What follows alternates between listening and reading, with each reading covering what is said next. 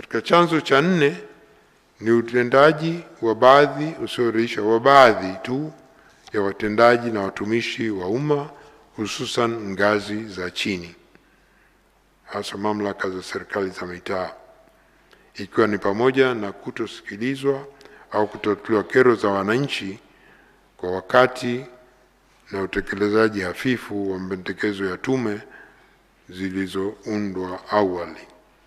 Na 5 ni masuala yanayohusiana na uhusiano wa kimataifa katika dunia ya leo na ijayo, ambapo mataifa mengi yanatanguliza mbele maslahi yao kama msingi wa mahusiano na kujaribu mbinu na mikakati mbalimbali ya kujiwekea katika nafasi nzuri kuendelea maslahi yao katika nchi nyingine, hasa zinazoendelea na zenye rasilimali nyingi. Mheshimiwa Rais, nije kwenye vichocheo.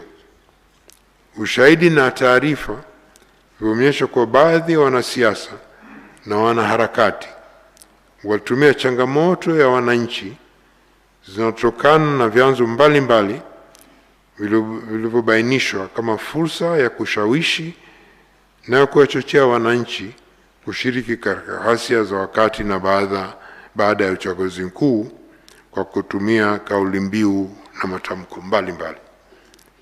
Ushahidi na taarifa vinaonyesha kwa baadhi ya wanasiasa na wanaharakati walitumia changamoto za wananchi zilizotokana na vyanzo mbalimbali vilivyobainishwa kama fursa ya kuwashawishi wananchi kushiriki katika ghasia hizo wakati na baada ya uchaguzi mkuu kwa kutumia kauli mbiu, matamko mbalimbali. Na tathmini ya tume imebaini kuwa vilikuwapo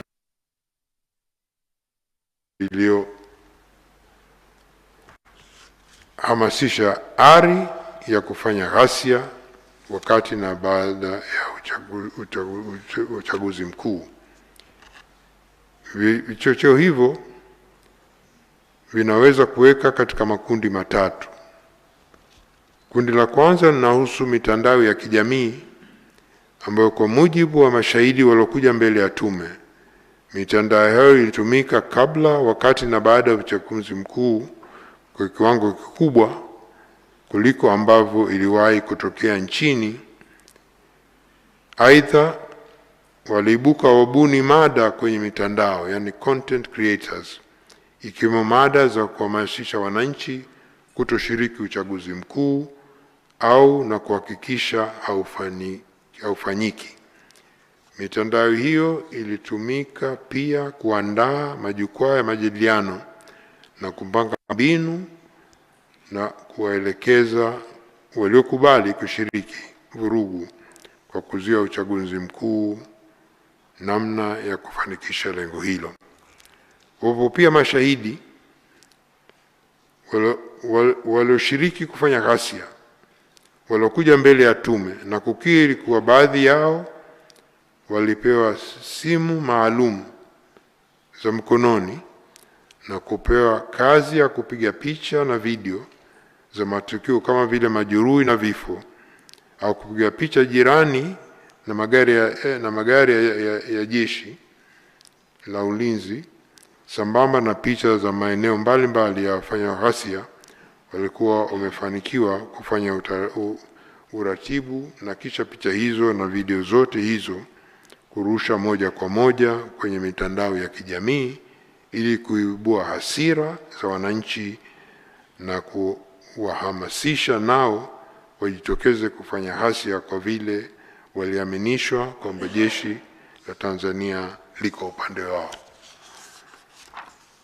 Kundi la pili la vichocheo ni kauli za baadhi ya wanasiasa ambazo ziligeuka na kuwa kauli mbiu za walikuwa wanafanya ghasia. Mfano wa kauli mbiu hizo ziko 12, lakini ziko nyingi ambazo baadhi ya washiriki katika ghasia walikiri kuzitumia ni zifuatazo: no reform no election, Oktoba tunatiki, Oktoba tunatoka, tumedhamiria uchaguzi hautofanyika, Samia must go, tunataka kuikomboa nchi yetu, hakuna uchaguzi chini ya serikali hii, tunahakikisha nchi haisimami mpaka serikali iondoke.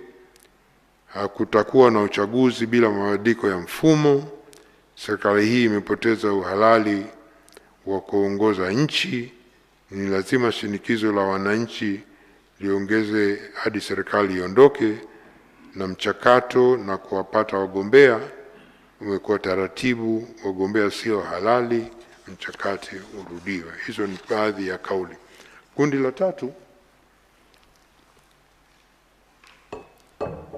Kundi la tatu la vichocheo lihusu baadhi ya maeneo ya nchi ambapo walikusudia kugombea viti vya udiwani na ubunge.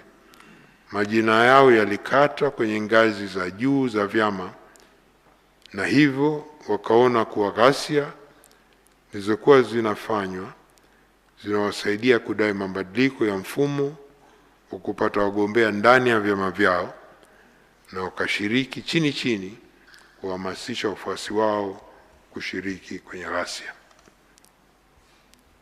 Lengo la wahusika. Kabla ya kueleza matokeo ya uchunguzi kuhusu lengo la wahusika, niruhusu nieleze kwa kifupi sana kuhusu dhana ya maandamano na matokeo ya uchunguzi wa tume kuhusu kilichodaiwa tarehe 29 Oktoba, endapo kilikuwa ni maandamano au sio maandamano. Dhana ya maandamano ya amani. Kabla ya kuzungumzia lengo la waathirika, matukio yalikuwa yanachunguza ghasia, ni muhimu kupata jibu la swala liliopo wakati na baada ya uchaguzi mkuu kama yalikuwa maandamano ya amani, na hivyo kustahili kinga na utetezi kwa mujibu wa mikataba au sheria za kimataifa, kikanda na kitaifa au la. Majibu ya swala hilo ni muhimu kwa vile baadhi ya wadau ikiwemo watetezi wa haki za binadamu ndani na nje ya nchi bado wanadai kuwa wahusika na haki ya kikatiba kufanya maandamano katika siku hiyo ilikuwepo siku hiyo ya 29 Oktoba. Hivyo tume ilifanya uchambuzi wa mikataba, sheria na kanuni mbalimbali za kimataifa, kikanda na kitaifa kuhusu dhana ya haki ya maandamano ya amani na mipaka yake. Mheshimiwa Rais, maandamano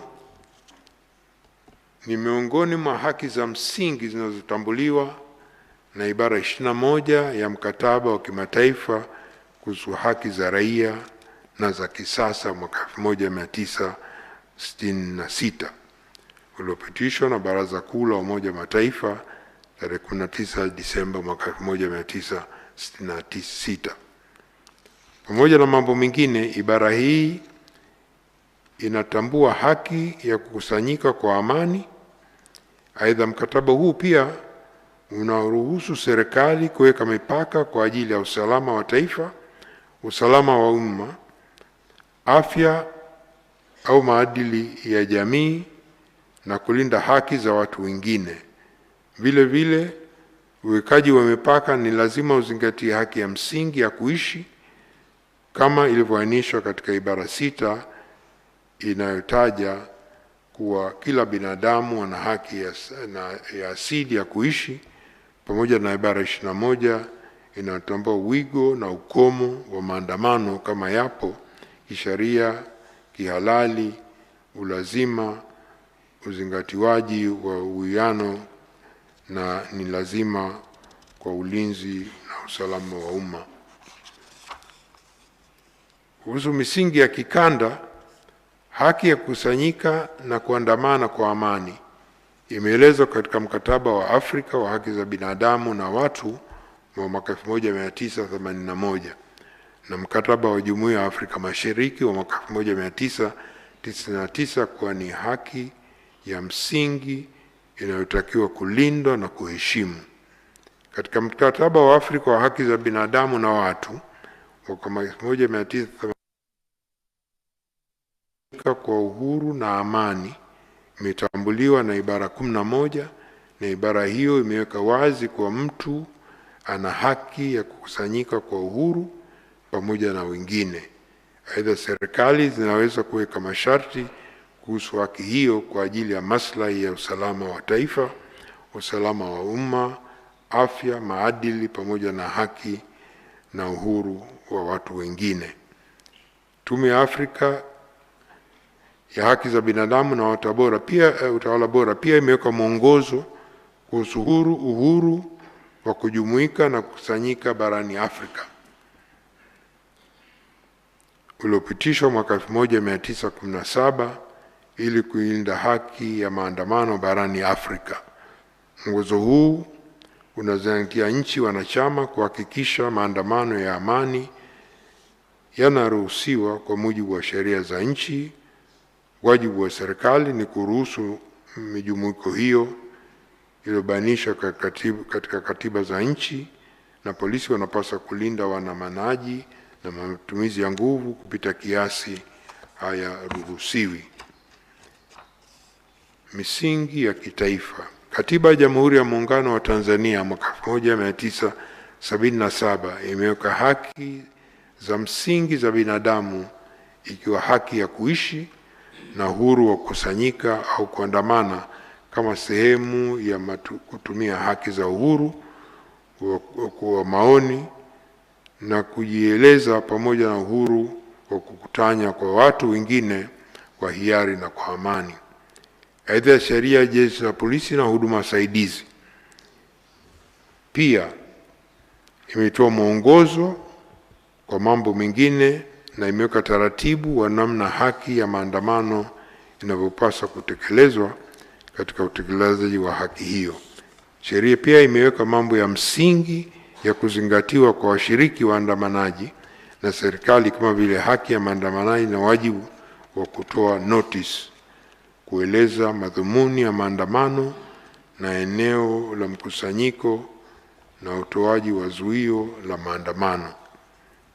Baada ya uchambuzi na ushahidi na taarifa kuhusu matukio ya wakati na baada ya uchaguzi mkuu, kwa muktadha wa vifungu hivyo vya katiba, hususan kukusanyika, kuandamana kwa amani na kutoa maoni, na baada ya uchambuzi wa mikataba ya kimataifa, kikanda na sheria za Tanzania kuhusu wajibu wa serikali kulinda haki ya kukusanyika kwa amani, ni hitimisho la tume kuwa kilichotokea siku ya uchaguzi mkuu Oktoba 25 hayakuwa maandamano ya amani, bali yalikuwa ghasia zilizoambatana na matukio ya uvunjifu wa amani. Hitimisho hilo linatokana na sababu 4. Ya kwanza, yanadaiwa kuwa maandamano hayakuzingatia matakwa ya ibara 18 na 20 ya Katiba ya Jamhuri ya Muungano wa Tanzania na sheria za nchi, ikiwemo maandamano kuwa ya amani na kutoa notice kwa Jeshi la Polisi kwa mujibu wa vifungu 42 na 43 kwa sheria ya Jeshi la Polisi. Matakwa ya sheria za kimataifa sio kibali, ni notice, na Tanzania pia liko takwa hilo la kutoa taarifa, sio kibali, na sisi kwetu ni taarifa ya masaa 48 kama ilivyo sheria ya Ureno, ni kama vile ya Tanzania. Lakini la pili ni haki ya kila mtu kushiriki uchaguzi mkuu kama mpiga kura au mgombea. Ni haki ya kikatiba kwa mujibu wa ibara 5 ya katiba ambayo haipaswi kupokwa. Ghasia zilipangwa na kutekeleza siku iliyotangazwa kisheria kwa ni siku ya uchaguzi mkuu.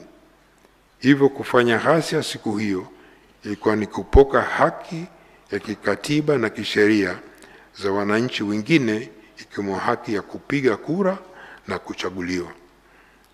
3, washiriki wa ghasia za wakati na baada ya uchaguzi mkuu walibeba silaha za aina mbalimbali zikiwemo mawe, nondo, mkuki, sururu, fimbo, marungu, visu, vibiriti, vipulizi, bunduki, manati, kombeo, rato, mapanga, jambo ambalo haliruhusiwi kisheria katika maandamano ya amani.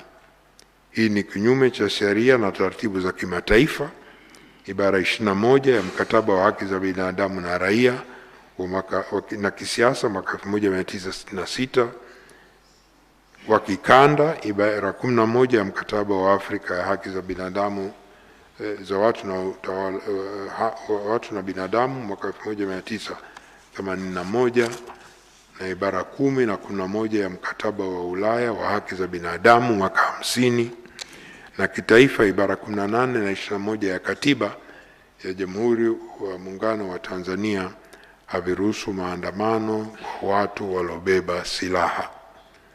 Na 4, sheria na taratibu za kimataifa, kikanda na kitaifa haziruhusu maandamano yanayosababisha taharuki katika jamii, kuhatarisha usalama wa taifa, kusababisha uharibifu wa mali za umma na binafsi, pamoja na kuhatarisha maisha ya watu wengine.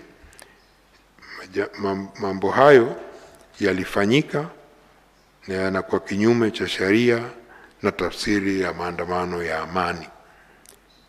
Kwa kuzingatia sheria na kanuni zilizotajwa, maandamano ya amani ya kitaifa, kikanda na kitaifa na ushahidi uliowasilishwa mbele ya tume, ni maoni ya tume kuwa kilichotokea wakati na baada ya uchaguzi mkuu haikuwa maandamano ya amani na hivyo kuwa nje ya kinza ya sheria na kanuni hizo. Isitoshe, tume imepata ushahidi usio wa shaka kwa matukio ya ghasia ya 29 Oktoba yalipangwa, yaliratibiwa, yalifadhiliwa na kutekelezwa na watu waliopata mafunzo. Waratibu walitumia mbinu mbalimbali ikiwemo kuwatumia watu wasio na ufahamu wa kina na vijana waliokata tamaa, huku wakihakikisha kwa vitendo vya ghasia vinafanyika kwa wakati mmoja kufika maeneo tofauti ili kuwachanganya na kutawanya jeshi la polisi. Mheshimiwa Rais, taarifa na ushahidi unathibitisha kuwa watu waliokuwa wakizunguka katika maeneo mbalimbali kama vile mitaani, vyuoni, kwenye masoko na stendi za mabasi wakishawishi na kuwaandikisha watu mbalimbali kushiriki katika ghasia za wakati na baada ya uchaguzi mkuu. Mfano, watoto wanaoishi katika mazingira magumu, waendesha pikipiki na wajasiriamali wadogo walieleza kuwa walipewa fedha kati ya shilingi 10,000 hadi shilingi 50,000, ni waliahidiwa ajira na maisha bora. Ilieleza zaidi kuwa kuanzia tarehe 12 Oktoba mwaka 2025 hadi tarehe 28 Oktoba waliwekwa pamoja kupewa mafunzo, kuandaliwa na kuhamasishwa kuwa sehemu ya kuanzisha na kushiriki ghasia siku hiyo. Aidha, ilibainika kuwa makundi yaliyoshawishiwa ndio wahusika zaidi katika ghasia, wakati wahusika wakuu wa ghasia na waratibu hawakuwepo kwenye maeneo ya matukio, hali iliyochangia kwa kasi kikubwa kutokamatwa kwao, huku wengi na waliokamatwa wakiwa na wananchi wa kawaida, wakiwemo wafuata mkumbo au kushawishiwa kwa malipo kidogo au hadi ya kunufaika na mabadiliko yaliyopangwa bila kuwa na uelewa wa malengo halisi ya wahusika wa maandamano.